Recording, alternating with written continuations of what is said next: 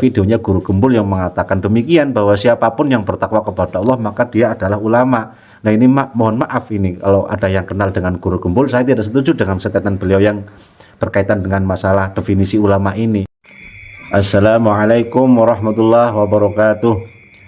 Hamdun wa syukrunillah, assalatu wassalamu ala rasulillah Sayyidina wa maulana Muhammadin sallallahu alaihi wasallam ibni Abdullah wa ala alihi wa ashabihi wa man tabi'ahu fi hudahu ila yaumil qiyamah, amma ba'd.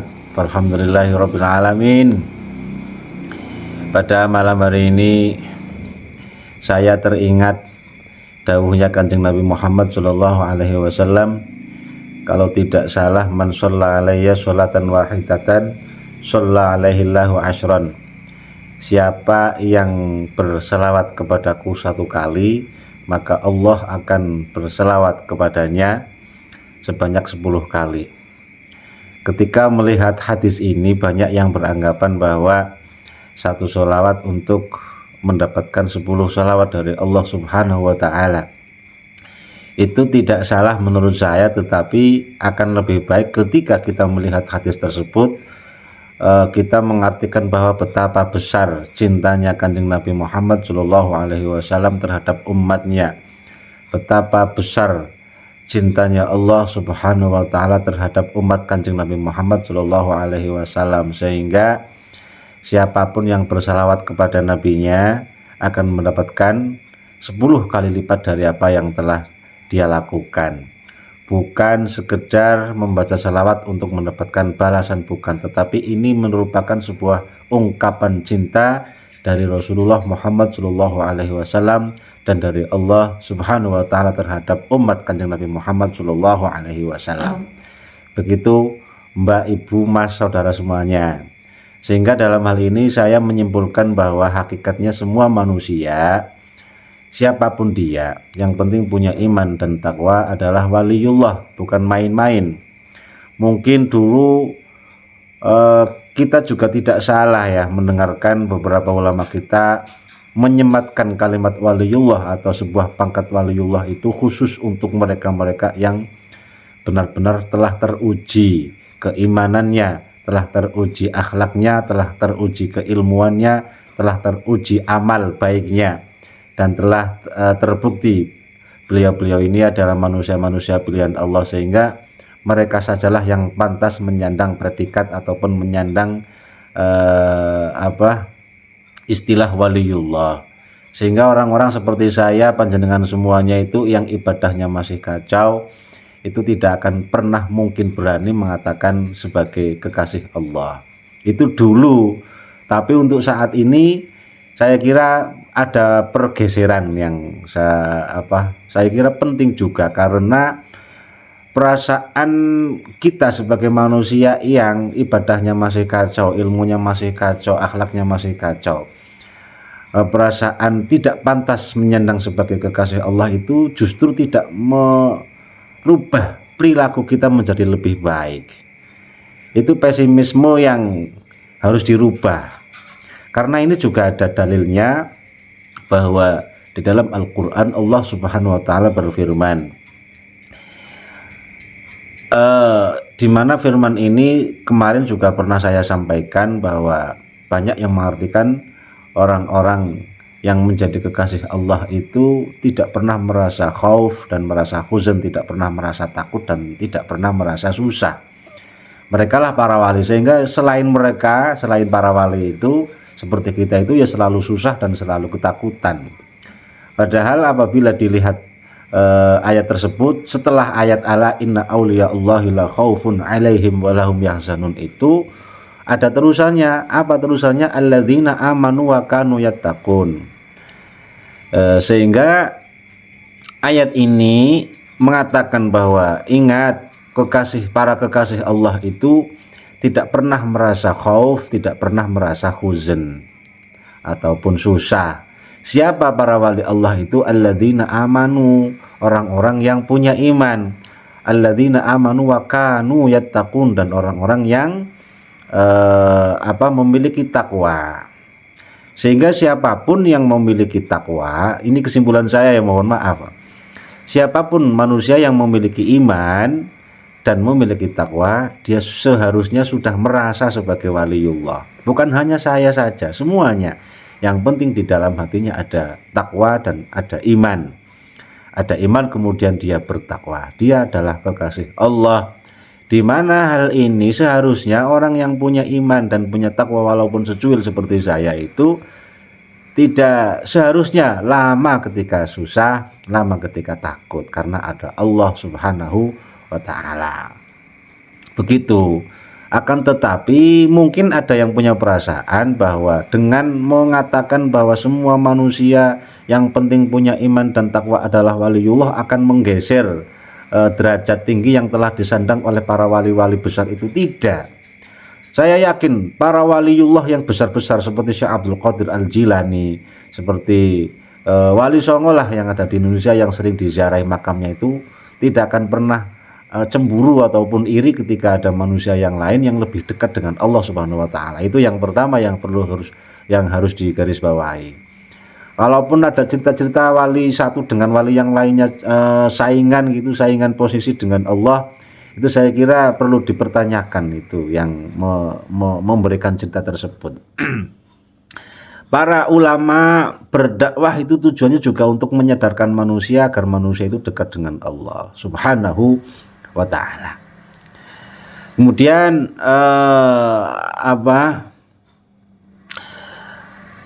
kadar keimanan dan ketakwaan seseorang lah yang nanti menentukan jaraknya dengan Allah Subhanahu wa ta'ala, yang menentukan kemesraan hubungan antara dia dengan sang kekasihnya, yakni Allah Subhanahu wa ta'ala. Semakin tebal iman seseorang, maka otomatis seharusnya akan semakin besar pula ketakwaannya. Orang yang imannya tebal kemudian takwanya besar, tentu kedekatannya dengan Allah Subhanahu wa ta'ala lebih dekat dibandingkan dengan orang yang punya iman dan punya takwa tapi takwanya itu tipis seperti saya. Seperti itu, sehingga walaupun kita mengakui sebagai kekasih Allah, tetapi tidak akan pernah merasa lebih baik dari yang lain, karena kita tahu bahwa kita itu memang kekasih yang kurang pengertian dengan kekasih kita. Allah yang lebih sayang kepada kita, tetapi kita tidak mampu menjawab kasih sayang Allah tersebut dengan perilaku-perilaku baik kita.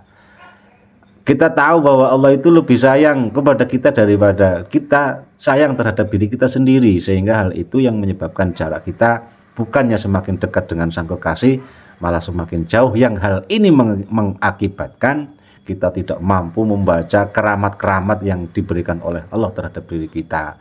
Yang hal itu semua juga menyebabkan kadang permintaan-permintaan kita kepada Allah Subhanahu wa ta'ala tidak segera diterima atau bahkan diwujudkan. Yang semua itu menyebabkan kita kadang pesimis, kadang putus asa, kadang merasa tidak ditolong oleh Allah Subhanahu wa ta'ala. Sehingga dengan demikian seluruh manusia itu tetap diperintahkan oleh Allah untuk mendekat kepada ulama, tetap diperintahkan untuk belajar kepada ulama, tetap diperintahkan untuk berziarah kepada orang-orang yang sudah jelas keilmuan dan kewaliannya, seperti Syekh Abdul Qadir Jilani, seperti ulama-ulama kita, seperti ulama-ulama Nahdlatul Ulama, Mbah Hasyim Asy'ari, Mbah Wahab Hasbullah dan lain sebagainya.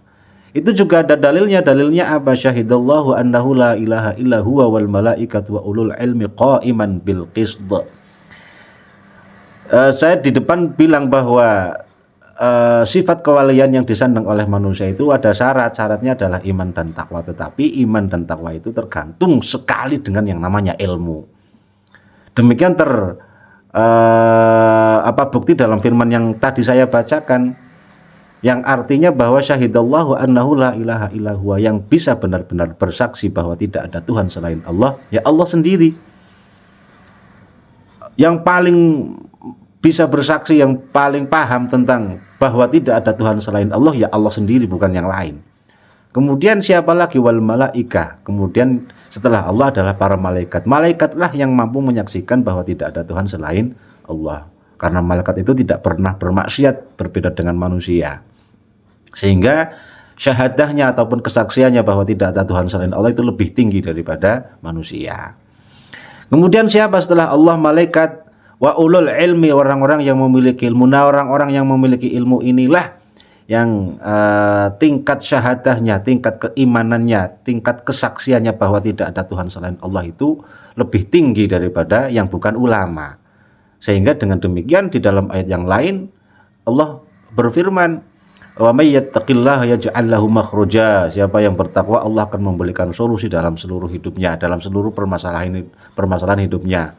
Kemudian lagi bahwa innama yakhsyallaha min ibadihil ulama, hanya ulama yang mampu benar-benar bertakwa kepada Allah Subhanahu wa taala. Sehingga ini saya sering tidak cocok dengan beberapa tokoh ya yang mengartikan bahwa siapapun yang bertakwa kepada Allah dia adalah ulama. Saya tidak cocok demikian. Saya mengartikan ayat tersebut berarti bahwa hanya ulama yang demikian, bahwa siapapun yang bertakwa kepada Allah maka dia kalau yang lain takwa. Nah, ini mohon maaf sih, maksimal ada yang kenal dengan guru kumpul, saya tidak setuju dengan catatan beliau yang seperti kemarin ya, kalau tidak salah ada ulama.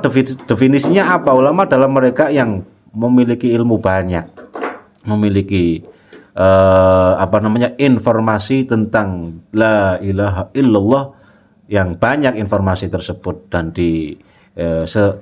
disertai dengan dalil-dalil akli maupun dalil nakli, itulah ulama. Selain ulama ini juga nanti dipengaruhi oleh informasinya tentang ilmu fikih, tentang ilmu hadis, tentang ilmu tafsir dan lain sebagainya, di mana nanti Allah berfirman innama yakhsyallaha min ibadil ulama, artinya bahwa hanya ulama yang bisa benar-benar memiliki khosyah yang pas kepada Allah Subhanahu wa taala. Kalau yang lain selain ulama punya khosyah, punya rasa takut kepada Allah, punya rasa takut kepada Allah, punya rasa takwa kepada Allah, tetapi tidak semaksimal rasa khosyah, rasa takut kepada Allah yang dimiliki oleh para ulama. Dengan demikian statement saya ataupun anggapan saya bahwa semua manusia yang penting punya iman dan punya takwa itu tidak kemudian merasa dirinya lebih baik dari siapapun, tidak. Karena waliullah itu pasti menggunakan dawuh-dawuhnya Kanjeng Nabi, bahwa Kanjeng Nabi juga dawuh lewat hadis Gusti Allah dawuh lewat hadis qudzinya lewat Kanjeng Nabi yang bunyinya irhamu man fil ard yarhamkum man fis sama. Rahmatilah orang-orang yang di muka bumi ini, manusia-manusia, makhluk-makhluk yang di muka bumi ini, niscaya dengan demikian kita akan mendapatkan rahmat dari yang di langit. Sehingga tingkat kewalian manusia itu yang saya mengatakan siapapun dia yang penting punya iman dan takwa sangat tergantung dengan iman dan takwanya manusia tersebut. Semakin besar iman dan ketakwaannya, maka akan semakin tinggi derajat kewaliannya di sisi Allah Subhanahu wa taala. Yang itu artinya bahwa para wali itu bukan hanya mereka saja, tapi semuanya yang punya iman dan punya takwa. Sehingga dengan demikian tidak ada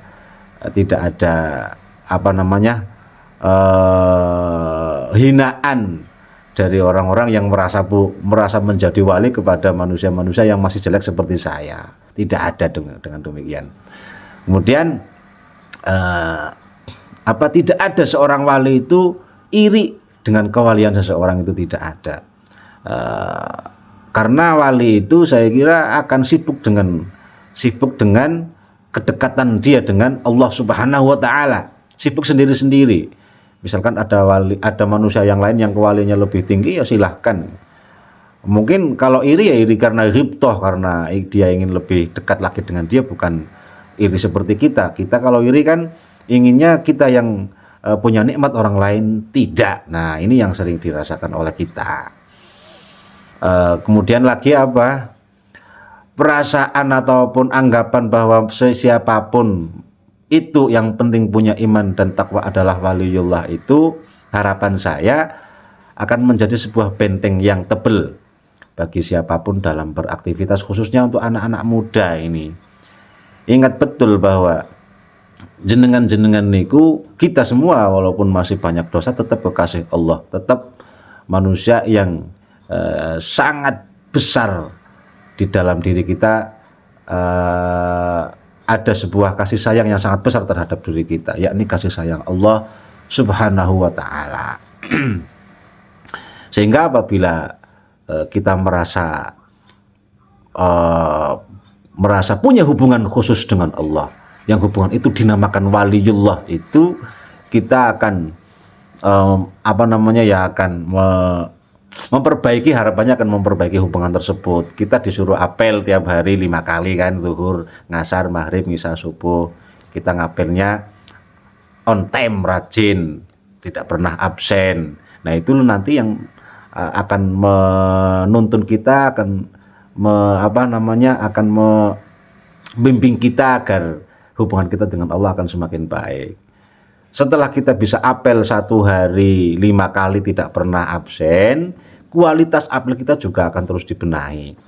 Yang biasanya apelnya tidak khusyuk, diibaratkan misalkan ada seorang laki-laki ngapel ke tempat ceweknya, begitu sampai sana ternyata dia main HP sendiri, kan otomatis yang diapelin pasti marah. Begitu pula kita ketika ngapel kepada Allah dalam zuhur, ngasar, maghrib, isya dan subuhnya, kalau kita pikirnya kemana-mana, nah itu akan menyebabkan kita juga kurang mesra dengan Allah.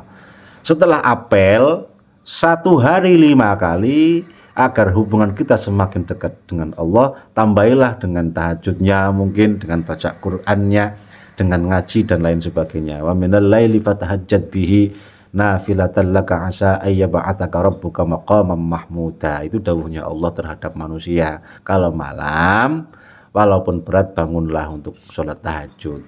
Yang hal itu akan menyebabkan ataupun akan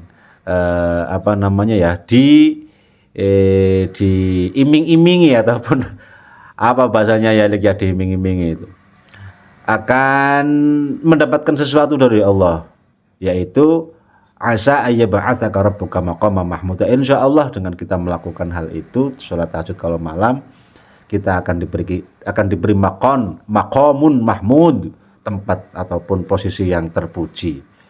Siapapun yang ingin derajatnya tinggi di sisi Allah dan tinggi di sisi manusia, ya itu diantara caranya adalah sholat malam.